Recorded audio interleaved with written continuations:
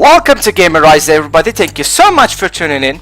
I'm starting a new series today. It's a Need for Speed World series. Well, I'm going to do a tutorial-like series in this game. Well, let's just say I'm going to tell you guys some tips, do's and don'ts in this game for the newbies. And why am I doing this? Right. There's a lot of racing games fans out there, and they wanna play this game, but they thinking this game is shit. Well, they were true in the first when this game is released, but I mean, almost all the bugs is now fixed. Yeah, there's some minor bugs, but the game is now more than playable, so I'm playing it. And now I'm starting this series based on a tutorial basis. Let's continue. Driver.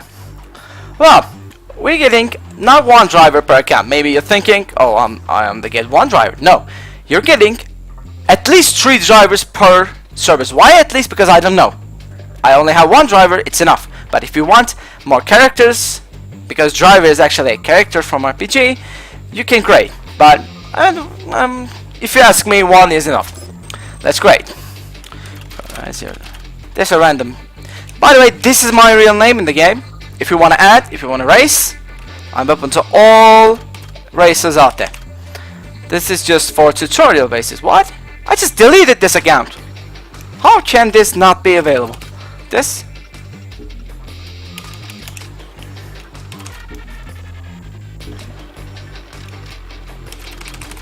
This? Oh, okay. Let's continue. Alright. By the way, we're not getting a Bugatti at the start. I wish, but no. Our first car. First car is really important. Why? Because you will be very poor in the first. So, you're going to do your races with this car. The car that you bought in the very beginning. So, you have to buy a car based on your racing skills and, behavior in the race. Like, I'm a precision driver. I'm using race line strategies even in the arcade games. So, I buy a car with a great handling, which is Mazda Speed 3. If you guys like me, if you're taking corners without handbrakes with precision, take this because it has the highest handling with 320. But if you're telling me I'm an aggression, I drift the corners, I need acceleration, Scirocco is your car. It has 290 acceleration, which is the best in E-Class at, well, Scirocco, right? But if you're saying that I'm in the middle of this, I'm a sane driver, I can drift, I can grip, so this is your car, if you're like that. The Nissan 240 SX is the best in the E series. It has great acceleration, great handling, and a mediocre top speed. But top speed is not important because if you can, actually, if you do not lose that so much speed in the corners, if you, handle the corners well, you get enough speed when you exit the corners, so you don't need that much top speed in the E-Class. But further in the game, yeah, you do. So I'm buying this car. And as you can see, all my cash is gone. Alright, I'm gonna talk about cash and boost, which actually you're getting by real money, in the second part. This is actually a start of series. I'm going to show you basics of the race now, with a single player tutorial race.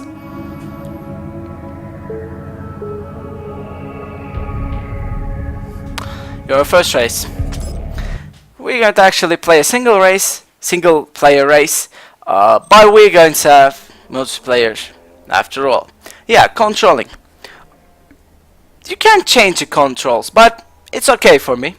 You can see you can use WASD or the arrow keys, or if you want you can attach USB controller. Even G25 from Logitech is working, but not the shifts. So let's start.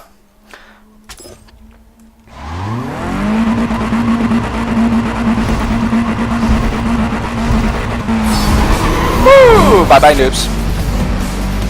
Yeah, I'm actually teasing AIs. How stupid I am. Alright, cornering. If you guys have no clue about cornering well, not with handbrake, listen this very closely. This is the basics. This is the basics of it.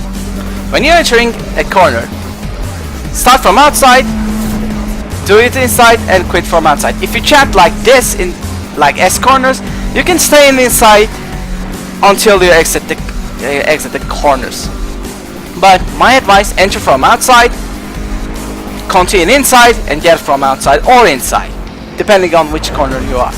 So don't just, recklessly drive in the track. Be careful on the corners, because cornering, if you do well, is very, very great advantage in racing. Actually, you can win D cars with this. I'm winning C. I have a C car. I'm winning B, even A cars with this technique. If you do this well, you will be the winner most of the time.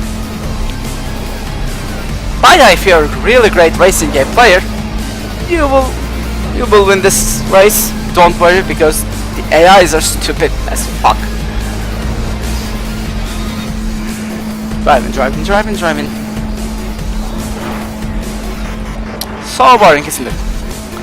Well, multiplayer races will not going to be boring, because there are guys like this playing this game a lot. Like, I was thinking I was really good at racing games, but there are a lot of guys that are really good, great, and better than me, who actually are 60 level, because they playing this game so much that they maybe not slave at all. Alright, race results. We're going to have a display here where you can see your time, if they can come, the opponent's time. Actually, it's going to show the difference. Which power-ups you use, I'm gonna tell you power-ups in the second part of this series. And that's all. I'm gonna talk about what this is later on. Rewards. This is not realistic. You're not getting 60 reputation per race. This is tutorial based rewards. We get reputation and cash every race we complete, and the position does not matter in multiplayer, also in single player races. So if you, you're in 5th place or 6th place, do not quit the race. You will get something, so why not? And actually, reputation and cash isn't the first reason that you should not quit a race. Cards. We have actually lucky cards when we finish race. It's actually a great thing. I love this because it gives you great rewards if you finish on top 3. Multiplayer races grants you really good rewards if you finish in top 3. First place gets the best rewards, second gets better rewards, third place gets good rewards, 4th to 8th normal rewards. If you play a single player race, doesn't matter. Your place doesn't matter, you will get normal rewards. But why are you doing single player races? If you're not warmed up, yes, you can do, but otherwise do multiplayer races. Single player races suck. It's no fun. So, and also I'm gonna give my first tip on this series, and this is gonna be about reward cards. Pick the middle one on every race. Why? Because me and my friend who plays this game found a bug. When you pick this middle card every ending of the race, 5 or 6 times later, you get really good rewards. Even you finish first place in the first time or the second time, it gives you like single power-ups or something. But when you consistently pick the middle card, you will get ultra performance parts or really good aftermarket parts, body kits, rims, neons or something. So, listen to what I say. Pick the middle card every race, every ending. Yeah. So, and the map. Yeah, I'm gonna talk about it a little. The map, maybe you heard of it, is actually a merge of Palmont City and Rockport City, where actually Palmont City is much in this game. I don't see Rockport that much, but they have really fundamental elements of Rockport, sure. So, this was a this was a start of this series. I'm gonna show how to join guys. Well, a lot of you guys love free roam as much as I do.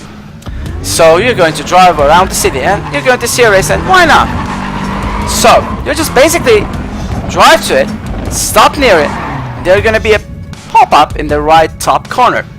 Actually, there will be multiplayer and private race below this. So you're just clicking it and it starts.